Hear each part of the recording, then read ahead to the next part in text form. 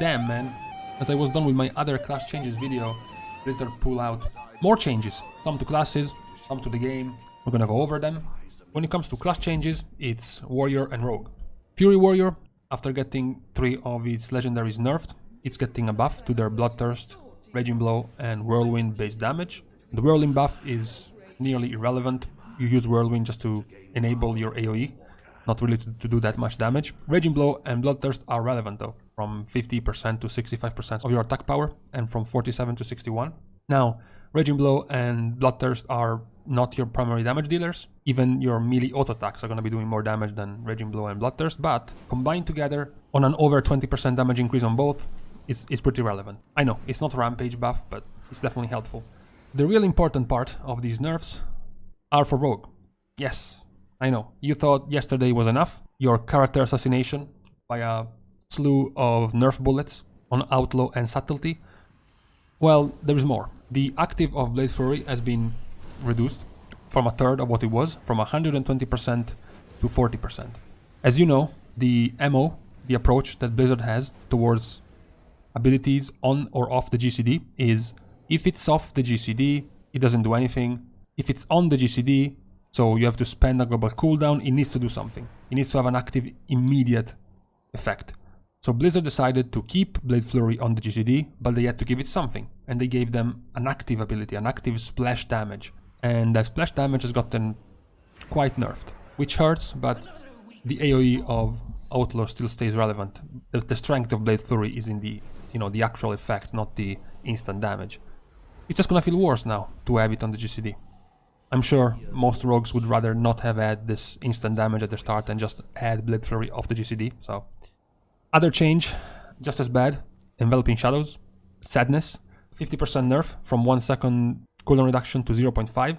Enveloping Shadows was in a race in that talent row against Dark Shadows. The race between Dark Shadows' higher burst because of the damage increase or Enveloping Shadows' multiple burst because of the cooldown reduction. Now it's going to be devalued.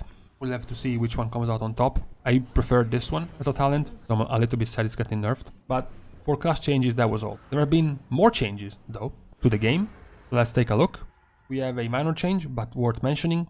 The way mana regen works with food has been changed. Now it's going to take the same amount of time, more or less, to regen your mana, but it's going to be slower at the start. It's going to be slower for you to get to 25% mana and slower for you to get to 50% mana. So the drink walking strategies of Mythic Plus, the corner hugging of Arena and trying to get mana that way has been nerfed now.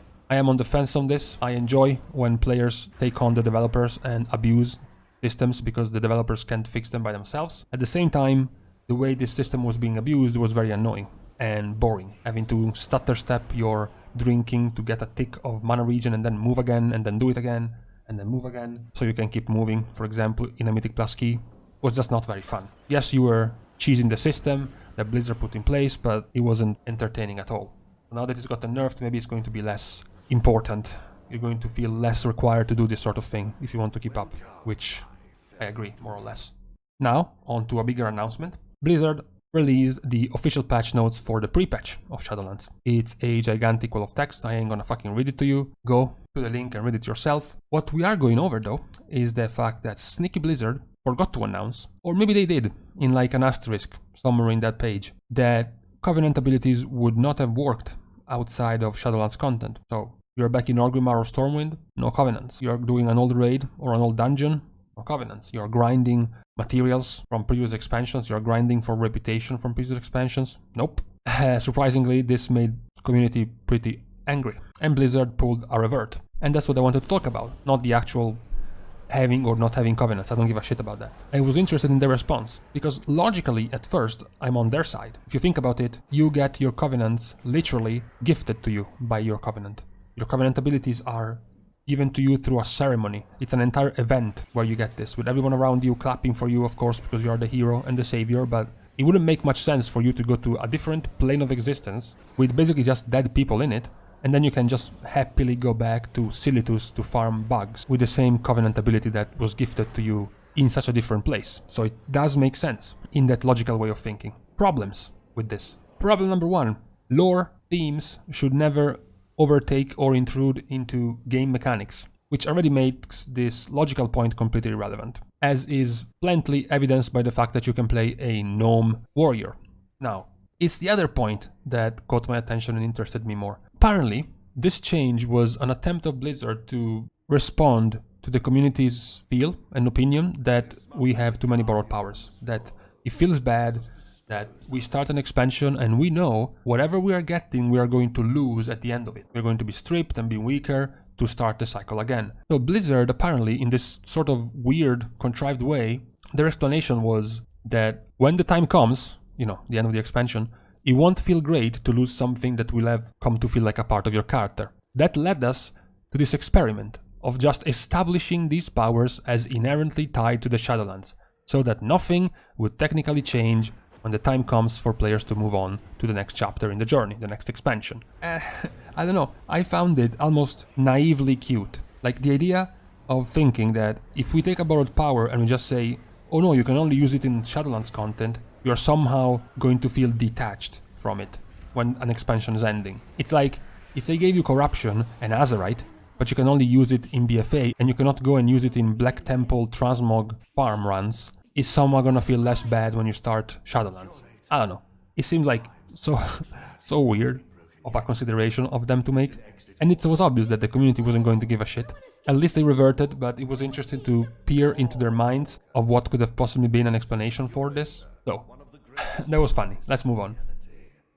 What you're seeing here is the stat scaling of secondary stats. As you know, this was announced a while ago. There would have been a penalty system for your secondary stats in an attempt to reduce the massive out-of-control scaling of certain specs that synergize extremely well with certain secondaries.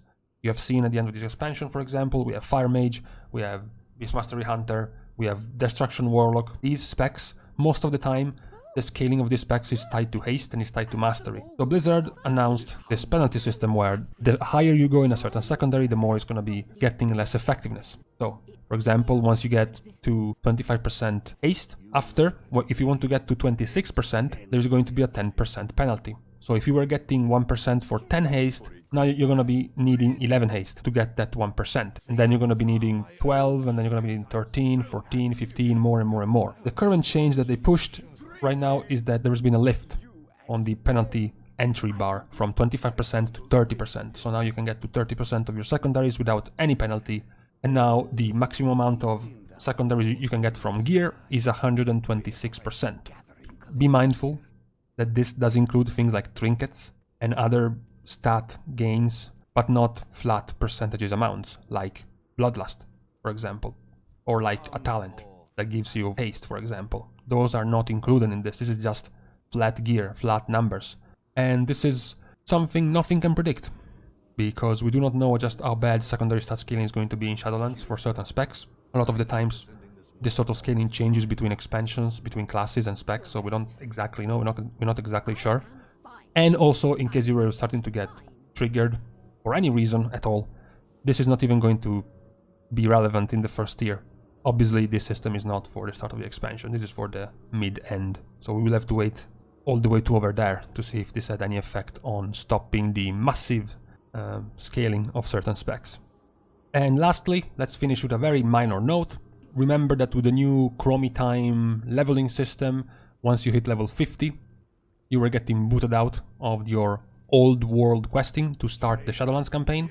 Now Blizzard added a new option for you to disable experience gains while in time walking campaigns. This was due to the complaints of quite a few people who wanted to continue finishing the quest line they were in, the campaign quest they were in an older zone, before having to leave it, rather than being straight up fucking booted from the place because you needed to start leveling in Shadowlands. No fucking idea how to judge this. Last time I leveled a character was in Legion. I have had max level characters since then, and I've never understood this obsession for leveling and multiple alts and alcoholics, etc, etc. So I will leave the judgment of these choices to you, because I'm not the type of guy to know anything about this. And with this, the current changes of Blizzard are done. I am sure that by the time I put out this video, there's gonna be 5 more. So as we wait this inevitable moment, I'll see you guys soon, and in the meantime I am going out to buy groceries.